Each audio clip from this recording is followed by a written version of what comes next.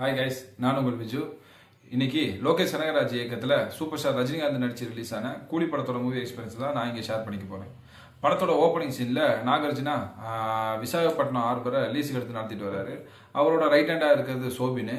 அவர் பாஸுக்கு எதிராக யாராவது பேசினாலோ இல்லை ஏதாவது பண்ணாலோ அவங்கள போட்டு தள்ளுறது தான் இவரோட வேலை. இந்த சைடு கட் பண்ணால் தலைவரை காட்டுறாங்க. அவர் சென்னையில் ஒரு மேன்ஷனை வச்சு நடத்திட்டு வர்றாரு. இவரோட ஃப்ரெண்டாக இருக்கிற சத்யராஜ் திடீர்னு இறந்து போக என்ன அதை கேள்விப்பட்டு வர தலைவர் என்னன்னு விசாரிக்கிறாரு. பார்த்தா ஹார்ட் அட்டாக்கால் அவரை சாகலை, அவர் யாரோ பிளான் பண்ணி கொண்டுருக்காங்க அப்படிங்கிறத தெரிஞ்சுக்கிற தலைவர் அவரால் சத்யராஜ் பொண்ணுங்களுக்கு ஏதாவது ஆபத்து வரும் அப்படின்னு நினச்சிட்டு அவங்கள பாதுகாக்கிறாரு. அப்புறம் இந்த கொலையை யார் பண்ணது, எதுக்காக பண்ணாங்க அப்படிங்கிறதெல்லாம் கண்டுபிடிக்கிறது தான் படத்தோட மீதி கதை. படத்தோட பாசிட்டிவ்னு பார்த்தீங்கன்னா சூப்பர் ஸ்டார் தான். படத்தோட ஓப்பனிங்லேருந்து எண்டு வரைக்கும் ஒத்தால படத்தை தாங்கி பிடிச்சிருக்கிறாரு. அவரோட ஓப்பனிங் சீன் ஆகட்டும், இந்த மேன்ஷனில் நடக்கிற ஃபைட் ஆகட்டும், அவர் பேச்சுற பஞ்ச் டைலாக் அப்படின்ட்டு ரொம்பவே சூப்பராக இருந்துச்சு. அடுத்த படத்துக்கு ரொம்ப பெரிய ப்ளஸ்ன்னு பார்த்தீங்கன்னா இந்த படத்தோட காஸ்டிங் தான். தமிழ்நாட்டிலேருந்து பார்த்தீங்கன்னா ரஜினிகாந்த், ஸ்ருதிஹாசன், சத்யராஜ், இதே மாதிரி கேரளாவில் வந்து பார்த்தீங்கன்னா சோபின்னு, தெலுங்குலேருந்து நாகார்ஜுனா, கன்னடாவிலேருந்து உபேந்திரா, ஹிந்திலேருந்து அமீர் கான்னு ஒரு நட்சத்திர பட்டாளத்தையே இதில் போட்டிருந்தாங்க. இது வந்து படத்துக்கு ரொம்ப பெரிய ஹைப்பை ஏற்படுத்தி இருந்துச்சு.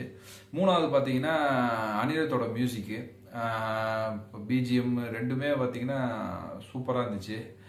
தலைவர் வர்றப்பெல்லாம் பார்த்தீங்கன்னா அந்த அரங்கம் அதிரட்டுமே அப்படின்ட்டு அந்த மியூசிக்லாம் பார்த்தீங்கன்னா போட்டு விசில் பறந்துருச்சு தேட்டர் ஃபுல்லாகவே. இந்த ஃப்ளாஷ்பேக்கில் காட்டுற ரஜினி, இந்த 80s காலகட்டத்தில் வந்த ரஜினியை டிஏஜிங் மூலியமாக காமிச்சிருப்பாங்க. அந்த சீன்லாம் ரொம்பவே நல்லா இருந்துச்சு. மறுபடியும் லோகேஷ் கனகராஜ் என்னால் ஒரு பெரிய நடிகர் பட்டாளத்திலேயே வச்சு இயக்க முடியும் அப்படிங்கிறத மறுபடியும் நிரூபிச்சிருக்காரு. படத்தோட நெகட்டிவ்னு பார்த்தீங்கன்னா என்னத்த சொல்கிறது, பாசிட்டிவ் ஒரு 2 நிமிஷத்தில் சொல்லிடலாம். நெகட்டிவ் வந்து பார்த்தீங்கன்னா ஒரு 2 மணி நேரம் தேவைப்படும். அந்த அளவுக்கு படத்தில் நெகட்டிவ் நிறையா இருக்குது. ரொம்ப பெரிய மைனஸ்ன்னு பார்த்தீங்கன்னா ஸ்க்ரீன் பிளே. அதாவது நன்மை செத்து போயிடுறாரு, அவர் ஏன் செத்தாருன்னு கண்டுபிடிக்க வராப்புல ரஜினிகாந்த். இந்த ஒரு ஒன்லைனை வச்சுக்கிட்டு படத்தை ஒரு 3 மணி நேரம் கொண்டு போகணுன்னு தப்பு கணக்கு போட்டாங்க. படத்தில் நாகார்ஜுனா ஒரு சீக்ரெட் பிஸ்னஸ் பண்ணுறாரு. அது என்னன்னு நமக்கு சொல்லக்கூடாது அப்படிங்கிறதுக்காக சீக்ரெட்டாகவே வச்சுருக்காங்க. அதை நமக்கு கூட சொல்ல மாட்டேன்றாங்க என்ன பிஸ்னஸ் அப்படின்ட்டு. அந்த லட்சணத்தில் படத்தை எடுத்து வச்சுருக்குறாங்க. இந்த அடுத்தது பார்த்தீங்கன்னா இந்த அனிருத்தோட மியூசிக்கு ஆகுனா ஃபஸ்ட்டு படம் ஆரம்பித்த ஒரு அரை மணி நேரம் 1 மணி நேரத்துக்கு மியூசிக் வந்தாலே எல்லாம் விசில் அடிக்க ஆரம்பித்தாங்க. அடுத்தது படம் போக போக பார்த்தீங்கன்னா படத்தில் தூங்குறவங்களை எழுப்புறதுக்காக இந்த பிஜிஎம்மை போட்டுட்டு தூங்குறவங்களை எழுப்பி விட்றான். அந்த மூமெண்ட்லாம் எப்படி இருக்குன்னா, இந்த ஞாயிற்றுக்கிழமை நம்ம வீட்டில் தூங்கிட்டு இருப்போம், எவனாவது சேல்ஸ்மேன் எவனாவது ஒருத்தங்க வந்து கதவை தட்டுவாங்க பாருங்க, அப்போ ஒரு கோபம் வரும் பாருங்க. அந்த மாதிரி கோபம் தான் படம் போக போக அந்த மியூசிக் கேட்குறப்பெல்லாம் நமக்கு ஏற்படுது. சத்யராஜை ஏன் கொள்றாங்க அப்படிங்கிறதுக்கு ஒரு டீட்டெயிலிங்கே கிடையாது. சரி, இவ்வளோ ரிஸ்க் எடுத்து ரஜினி காப்பாற்றுறாருன்னா சத்யராஜ் அவருக்காக என்ன பண்ணார், எத்தனை வருஷம் பழக்கம், எப்படியெல்லாம் பழக்கம் அப்படிங்கிறத காட்டுறதுக்கு எந்த ஒரு போர்ஷனும் கிடையாது. ரஜினிகாந்துக்கு ஒரு ஃபேமிலி சென்டிமெண்ட்டான சில சீன்லாம் எடுத்து வச்சுருக்காங்க. ஆனால் இந்த செகண்ட் ஹாஃப்லலாம் அவர் ஃபேமிலியை நினச்சி பார்க்குற மாதிரி கூட எந்த ஒரு சீனும் கிடையாது. விக்ரம் படத்தில் கிளைமேக்ஸில் பார்த்தீங்கன்னா ஏஜென்ட் டீனா சார் அப்படின்ட்டு ஒரு கேரக்டர் வரும். அந்த மாதிரி ஏதாவது ஒரு கேரக்டர் இந்த படத்தில் வரும்னு பார்த்தா செகண்ட் ஹாஃபில் இந்த அமீர் கான், உபேந்திராலாம் டீனா மாதிரி கேரக்டராக இருப்பாங்கன்னு பார்த்தா வீணா போன கேரக்டராக இருக்காங்க.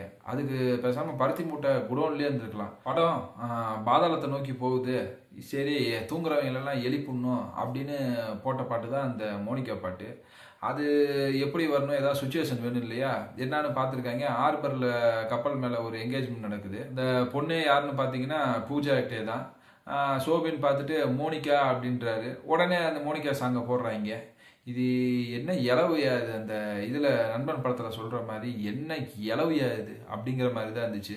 ட்ரெய்லரெல்லாம் பார்த்துட்டு படம் எல்சியூவில் இருக்குது, சிவகார்த்திகேயன்லாம் வருவான் போலக்குது அப்படி இப்படின்னு படத்துக்கு போனால் ஒரு இலவும் கிடையாது. 30 வருஷமாக ஒருத்தனை ஆஃப்லைனில் வச்சுருக்கேன்னு சொல்லுவார்ல இதில், அது விக்ரம் கூட கனெக்ட் பண்ணி அப்படி இப்படின்னு பேசுவாங்க. அதெல்லாம் ஒன்றும் கிடையாது. இன்னும் ஒரு 10-15 வருஷம் ஆஃப்லைன்லேயே இருந்திருந்தாருன்னா நிரந்தரமாக ஒரு ஆஃப்லைனுக்கே போயிருந்துருப்பார். வீணா அவரை ஆன்லைன் கொண்டு வர வச்சுட்டு ஆடியன்ஸ் எல்லாம் ஆஃப்லைனுக்கு கொண்டு போயிட்டாங்க. அதே மாதிரி விக்ரமில் அந்த ஒரு 2 கண்டெய்னர் காணா போவோம். அந்த கண்டெய்னரை இங்கே காட்டுவாங்க, அமீர் கான் கடத்தி வச்சிருக்கிற மாதிரி காட்டுவாங்க. அந்த கண்டெய்னர் தாண்டா இது அப்படின்னு நினச்சி, சரி அமீர் கானுக்கு ஏதாவது ஒரு மாஸ் என்ட்ரி, விக்ரமில் ரோலெக்ஸ்க்கு ஒரு என்ட்ரி வருமே, அந்த மாதிரி என்ட்ரியாக இருக்கணும்னு பார்த்தா இங்கே வந்து அவர் பீடி வித்துன்னுங்கிறாரு. அந்த 2 கண்டெய்னர் ஃபுல்லாக குட்கா, பான் மசாலா, இந்த பீடி பொருள் தான் இருக்கும் பொழுது அதுக்கு இங்கே வந்து மார்க்கெட்டிங் பண்ணிட்டு இருக்கிறாரு. படத்தில் வந்து எல்லா கேமியோ ரோலும் ஆப்போசிட் சைடு, ரஜினிக்கு ஆப்போசிட்டாக இருந்ததுனால அந்த அளவுக்கு எடுபடல. ஜெயிலரில் வந்து பார்த்தீங்கன்னா ரஜினிக்கு ஹெல்ப் பண்ணுற மாதிரி இருந்திருக்கும், அது கொஞ்சம் நல்லா எஃபெக்டாக இருந்துச்சு. இங்கே ஆப்போசிட்டாக இருக்கிறதுனால என்னவோ அந்த கேரக்டர்லாம் அந்த அளவுக்கு எடுபடாமல் போயிடுச்சு. ஆடியோ லான்ச்சில் இந்த அமீர் கானு கதையை செலக்ட் பண்ணுறதுக்கே 2 வருஷம் எடுத்துக்குவார் அப்படிங்கிற மாதிரிலாம் சொல்லியிருந்தாங்க. ஒரு 2 நிமிஷம் இந்த படத்தில் நடிக்கணுமான்னு யோசிச்சிருந்தா கண்டிப்பாக அவர் இந்த படத்தையே அவாய்ட் பண்ணியிருந்துருக்கலாம். ஆடியோ லான்ச்சில் தலைவர் சொல்லுவார், இந்த லோக்கி வந்து நான் வந்து ஆண்டவர் ஃபேனு, கமலஹாசன் ஃபேனு அப்படின்னு சொல்லுவார். அப்போ புரிஞ்சிருக்காது, இப்போ புரிஞ்சிருக்கும். ஏன்னா இந்த வடசென்னையில் செந்தியில் போடுறதுக்கு பி பிளாக்குள்ளே தனுஷ் அனுப்புன மாதிரி ஆண்டவர் தான் லோக்கிய தலைவர்கிட்ட அனுப்பிச்சி விட்ருக்குறாரு. எல்லாம் முடிஞ்சதுக்கப்புறம் தனுஷ் சொல்கிற மாதிரி லோக்கி சொல்லுவாப்புல, என்னோட விசுவாசம் ஆண்டவருக்குடா. சத்யராஜ் பொண்ணுங்களை காப்பாற்றுறதுக்கு தலைவர் வந்திருப்பார், ஆனால் நம்மளை காப்பாற்றுறதுக்கு கடைசி வரைக்கும் யாருமே வரல தேட்டருக்கு. 12 மணிக்கு நாங்கள் எதுக்குடா சுடுகாட்டுக்கு வரணும் அப்படிங்கிற மாதிரி தான், நீங்கள் 1000 கோடி சம்பாதிக்கிறதுக்கு நாங்கள் எதுக்குடா தேட்டருக்கு வரணும். இதெல்லாம் பரவாயில்ல. சில பேர் படம் முடிஞ்சு வெளில வராங்க, படம் வந்து விக்ரம் மாதிரி இல்லை, லியோ மாதிரி இல்லை அப்படின்றாங்க. ஏண்டா கூலி படத்துக்கு வந்துட்டு விக்ரம் மாதிரி இல்லை, லியோ மாதிரி இல்லைன்னா பைத்தியக்காரடா நீங்கள். விக்ரம் மாதிரி வேணும்னா விக்ரம் படத்துக்கு போங்க, இல்லை அதே மாதிரி படம் வேணும்னா அட்லிகிட்ட சொல்லுங்கள், அவர் எடுத்து கொடுப்பாரு. அதை விட்டுட்டு கூலி படத்துக்கு வந்துட்டு விக்ரம் மாதிரி இல்லை, லியோ மாதிரி இல்லைன்னு உல்ட்டா விட்டுக்கிட்டு இருக்கிறாங்க.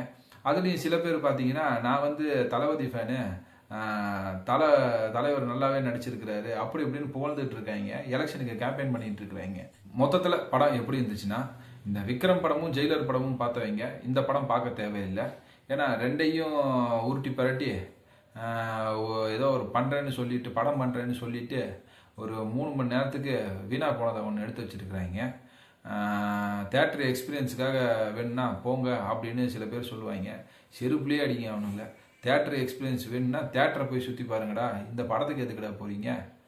ஆல்ரெடி தக் லைஃப்பில் நாங்கள் ரொம்ப பட்டுட்டோம், இப்போ கூலியும் பண்ணி எங்கள் சோழியை முடிச்சிட்டிங்க.